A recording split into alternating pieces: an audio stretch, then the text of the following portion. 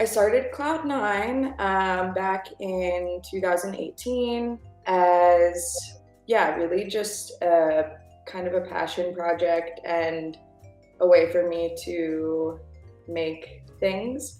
I've been working with clay for a long time, but in 2018, I, turned it into a business. And then this past September, 2021, I opened a shop as well here in Philadelphia. So that's like the latest is my store venture.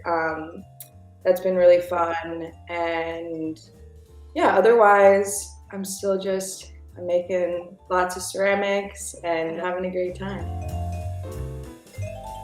I was first introduced to ceramics in 2007. So as a 14-year-old in my freshman year of high school, took my first actual ceramics class and got to work on the wheel and got to start to experiment with glazes and things like that. Having that medium was really amazing.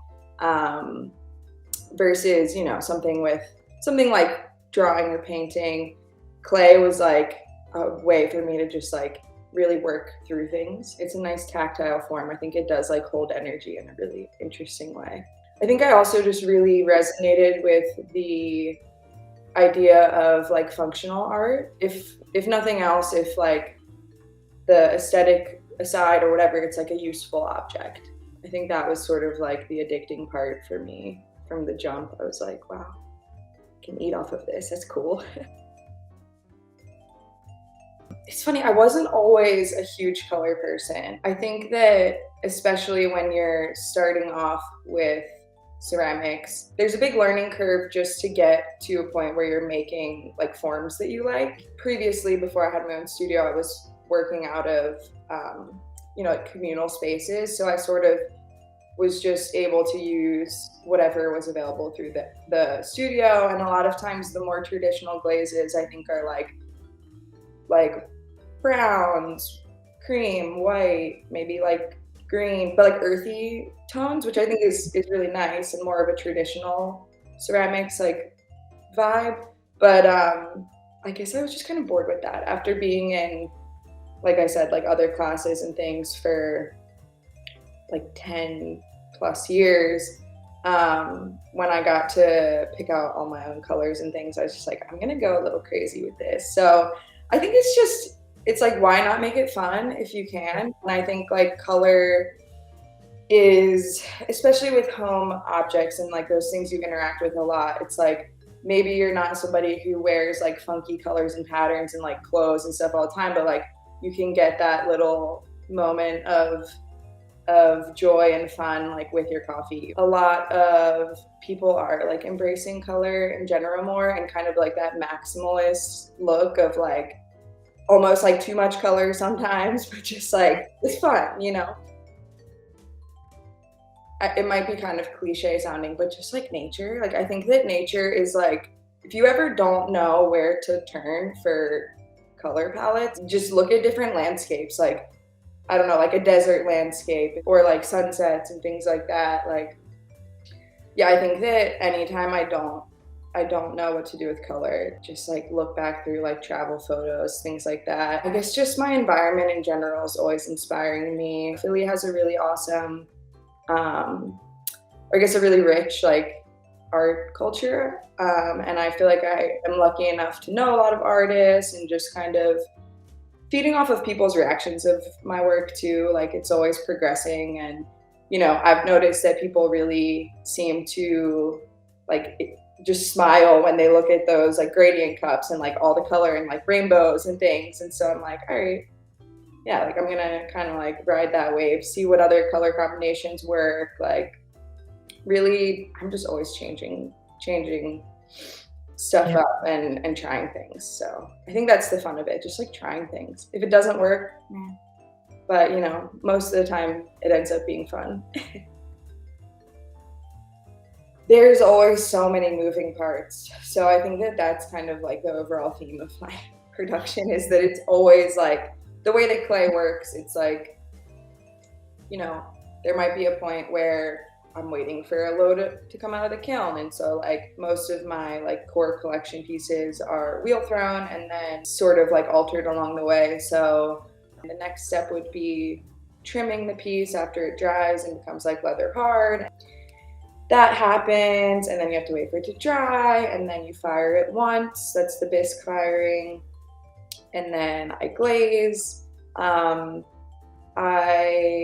mostly paint all my glazes on. So even like those gradient mugs and or tumblers, a lot of people think I airbrush those. That's becoming pretty popular with ceramics, like airbrushing. It's pretty cool. I actually bought an airbrush and I haven't got the chance to play with it enough, but I just like paint them on, and it's kind of it's kind of just a process of trying to like blend the lines like nicely so you get that gradient.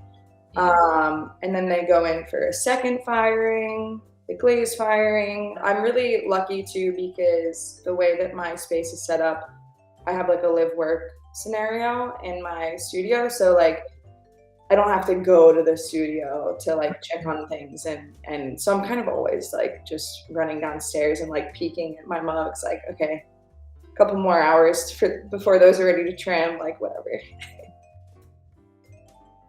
Honestly, I think sometimes my favorite thing is just sitting down and like not knowing what I'm about to make, because I'll sit down some days and make like 50 plus mugs and like that gets kind of boring. Sometimes sitting down and like maybe having a shape in my mind, but then just like seeing where it goes and trying to work a little bit outside of my comfort zone is always interesting, because you kind of get like autopilot like with just making the stuff that I make really often.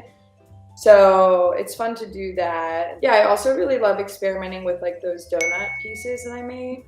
Those are really fun. Those like feel really experimental. So it's always a fun one to make, because those are actually thrown on the wheel as well and then like manipulated later. I don't know, it's hard to pick favorites. I don't do a ton of like production of the same thing over and over again to begin with. So I think like I always feel like I have at least something that is in the mix of like a batch of work that I'm doing that is outside of what I should be doing. So those little like side things that I'm working on, I feel like help me not feel the creative block so much, because sometimes it'll turn out really great and I'm like, oh cool, this is the next thing I'm gonna run with. And then it kind of keeps like the wheels spinning. I feel like I'm still figuring it out, it's just day by day. Things have evolved pretty quickly with my business, I feel like, which I'm grateful for, but it's almost like, yeah, I just kind of take it as things come. So I feel like it's a matter of just like prioritizing your time and also not feeling like you have to do everything, because you can't do everything necessarily. Knowing when something's kind of like not in your wheelhouse, asking for help with those things, because I feel like at the beginning I tried to just do everything, and I still do a lot of stuff. But I think asking for help and just budgeting to like pay people for certain things will actually like save you time and money.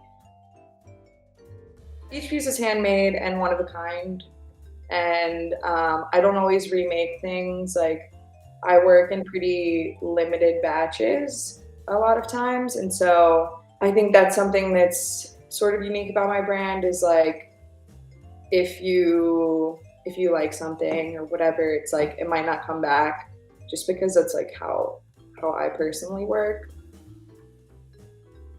I really do love like the tumblers and the like the green and blue pieces that we did, but the wood-fired pieces are like very special to me. Specifically, well, I like them all, but I really like the orange tumblers. Those were some of my favorite pieces to come out of that firing. So I was really excited that you guys were interested in the wood-fired work too, because in terms of process, it's like a totally different process. It's pretty exciting. It's literally what it sounds like. The pieces are fired with just wood. The environment within the kiln is basically affected way differently based on like the placement in the kiln. The kiln itself is heating up to like around 2400 degrees, literally just with this like huge fire pit that's like at the one end of the kiln. It runs for 36 hours, so there's like a whole like team effort behind the process. It's like, you know, like 15 to 20 people involved to keep this thing going, like an overnight shift. It's like, it's a Wow. whole thing. It's fun. The interesting part about it is that you really like don't know what you're going to get so much as you do with a kiln that most studio potters use, which is just working with electricity. That's like how I make most of my work. Mhm. Um, so yeah, you get like all of these really like earthy kind of looking elements to the piece because the literal wood that's burning has like ash moving through the kiln and it's adhering to the pieces along the way in different spots and like again based on where it is. So anyway, if Yeah. you look at the wood fired pieces, they're like the variation that you see in the glazes and stuff is like not so much from what I did, but it's like from what the wood did. So it's just like Right. a really magical kind of thing to me.